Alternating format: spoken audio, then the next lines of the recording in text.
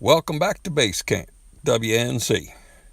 As you can tell, this is the pump house we've been building. It's been up and down I-26 quite a bit. We're finishing up the last little bit up here in the mountains. It is sitting on a 275-gallon tote.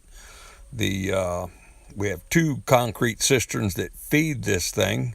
Both of them only hold about 25 gallons, so when we're busy pumping, we can only get 25 gallons of water before the pump runs out. So we've decided to go ahead and put this in.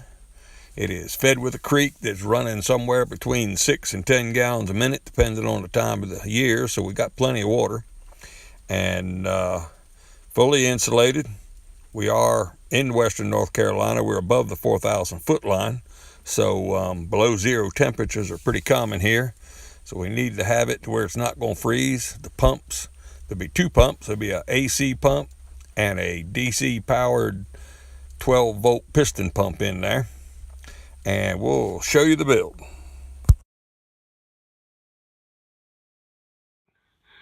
Well, here's this part of it.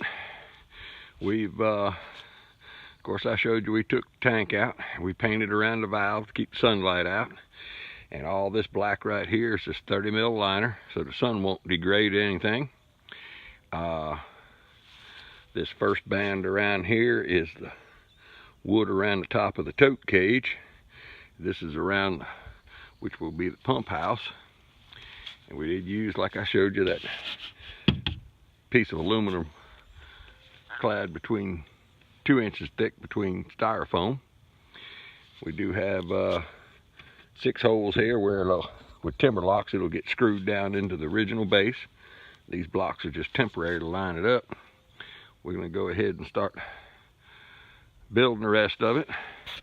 And this will be the access hole to get down in the tote once it's in the pump. If you ever want to rinse it out or be able to get to it, we're going to finish this off right here and clean up that edge and tape it all up, get rid of all the sharp edges. But let's go ahead and start on the pump house build. Well, basically, what I got here is this great big thing that looks like a dog house, about 5 foot wide and about 4.5 feet deep. Right now we're gluing and screwing in this 2.5 inch thick blocks of styrofoam I have. And yeah, it's got cracks and gaps in it. I don't need to hear any comments about it or anything. We're gonna, once it's up there in place, we're gonna put spray foam between it, the roof, the floor. We'll seal it all up. So it'll be tight. We'll put wrap on it, siding on it. But let me get back in here and see if I can't glue everything else up along with me in this glue. Well, here it is. We finally made it up to the mountain. Here it is, sits on the trailer. This is the 275 gallon tote. The back corners of it, but like I said, this is 30 mil EPDM liner on that thing. We got a couple little flaps right here. And it just kind of hides the valve right there. We're gonna put a cap on that to keep little bugs and critters from crawling in. We did went ahead and forgot to turn the camera on once again, but we'll show you the back end. It's all vinyl siding. Looks like cedar shakes. We did have a piece of metal left enough out of this insulated metal board to make a good sized door. It's 3 inches thick. And of course the inside of it, with all the spray foam in place, and I did use it to haul all the material up. But we'll show you a close-up look at that thing when we get down to it. And then we gotta put the siding on the front part of it here yet. We're gonna go ahead and get to that. And we'll catch you up. 3, 2, 1. Well, we're here at the site, and we were finally able to roll this great big rock out the way. We dug in this bank a little bit, level it off, put some rock and gravel down there. Got the tank set last night, about 9 o'clock when we knocked off, trying to get this thing done. And what we're going to try to do right now is put the fill line in.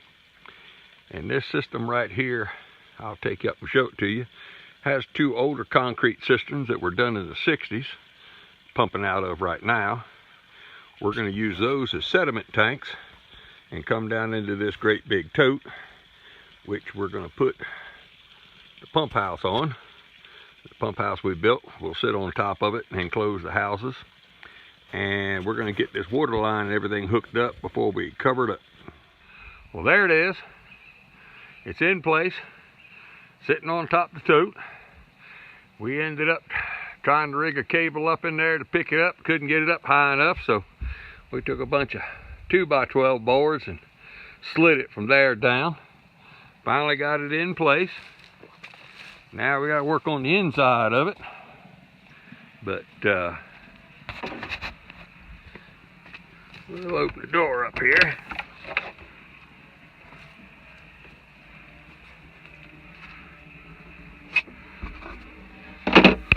Move that lid. That gives us access down to the top of the tote.